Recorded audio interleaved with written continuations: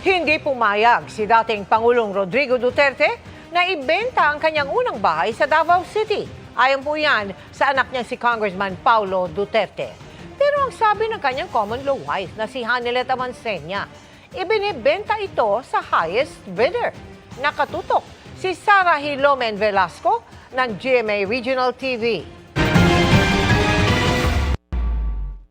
Noong Sabado, kumalat online ang litrato ng bahay ni dating Pangulong Rodrigo Duterte sa Davao City. May nakapaskil na for sale at meron pang contact number. Sa isang text sa GMA Integrated News, sinabi ng common law wife ni Duterte na si Hanilet Avancenia na ibinebenta nga ang bahay sa kung sino man ang makapagbibigay ng pinakamataas na bid. Pero noong linggo, wala na ang signage at hindi na makontakt ang number sa tarpaulin.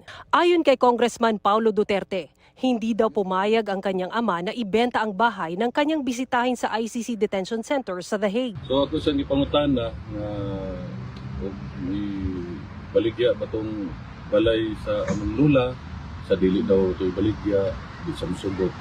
Bukod sa tinawag ito ng dating Pangulo na una niyang bahay, ito rin ang madalas ipasilip noon sa publiko para ipakita ng mga Duterte ang kanilang pamumuhay. Kabilang ang pagkain niya rito kasama ang mag-inang Hanilet at Kitty at pagtulog dito gamit ang kulambo.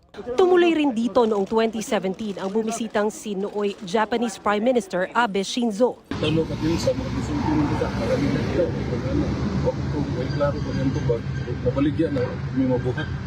Sakaling maibenta at magbalik ang dating Pangulo sa Pilipinas, may plano na raw sina Congressman Pulong Duterte. Ang among inahan, si mama namo, ni sulti gyud nga og pohon, og kaluyan sa Ginoo makagawa siya, dito na siya papuyon sa balay namo. Patuloy naming kinukuhanan ng pahayag si Hanilet Avancenia kaugnay nito. Para sa GMA Integrated News, Sara Hilomen Velasco ng GMA Regional TV, nakatutok 24 oras.